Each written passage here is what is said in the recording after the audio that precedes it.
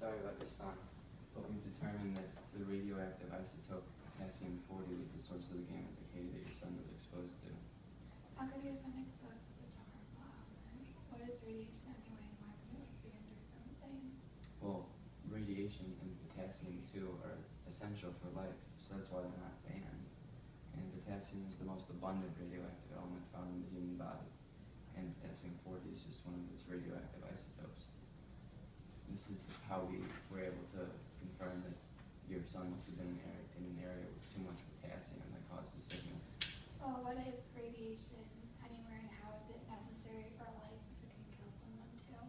Radiation is like energy traveling through space from one plane to another. Like when you drop a rock in a puddle of water and the waves like radiate out. They pass through the substance and bump through the molecules. Is all radiation the same? No, in fact, there's different types, electromagnetic and particulate.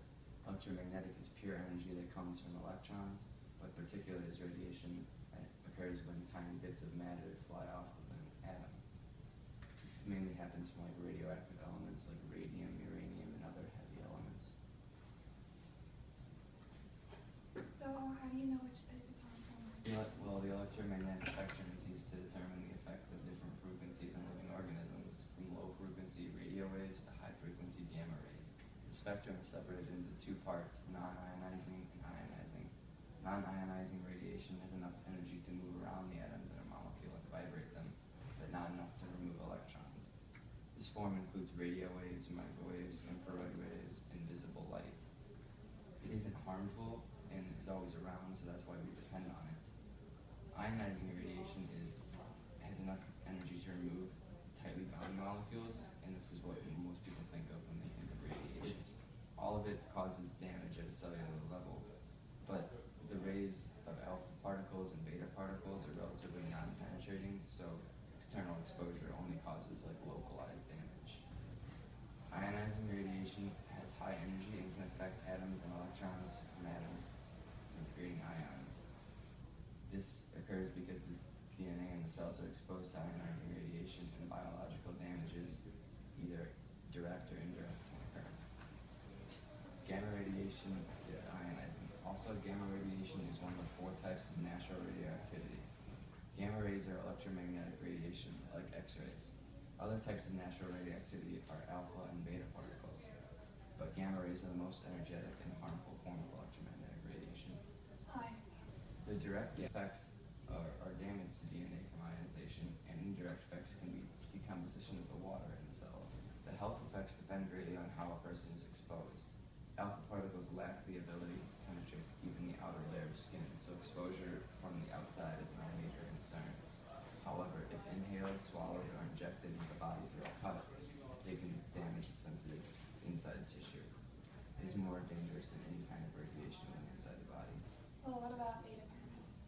Beta particles are small, fast-moving particles with a negative charge, and they're less damaging to living tissue and DNA because they're more widely spaced out. They are capable of penetrating the skin and causing damage such as skin burns, but they are most hazardous when entered inside the body. Exposure to these can cause cancer and even death. What about X-rays? X-rays are similar to gamma rays in that they are made of photons of pure energy, but they are generally lower in energy and therefore less penetrating than gamma rays. Medical X-rays are the single largest sources of man-made natural background radiation a person will receive in a year is 100 times more than you receive in a single X-ray. Well, you still haven't explained how it's harmful. Radiation can damage living tissue by changing cell structure and damaging DNA.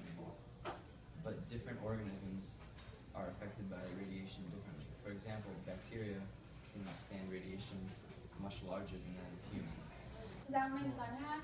Yes, and usually most cellular damage can be repaired. Some cells, however, may not recover as well as others and can become cancers, which is the most severe risk of exposure to radiation.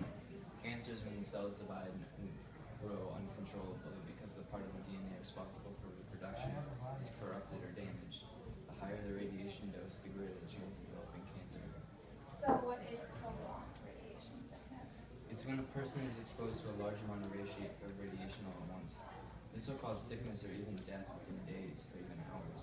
Other than cancer, the most prominent long-term health effects are genetic and teratogenic mutations. Compared to what? Teratogenic.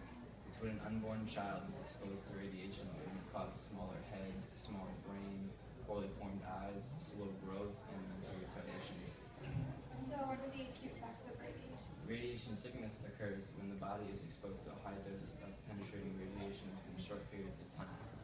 The first symptoms would be fatigue, hair loss, nausea, swelling, redness, itching, and radiation burns. A drop in the number of blood cells would also occur because of the DNA failure.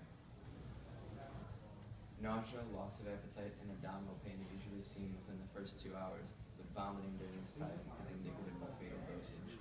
Dizziness, headaches, and decreased level of consciousness are also indicative of fatal dosage. ARS, or acute radiation syndrome, affects the ability of cells to divide. The radiation causes cellular destruction due to damage to DNA and other key molecular structures within the various tissues. Okay, can you raise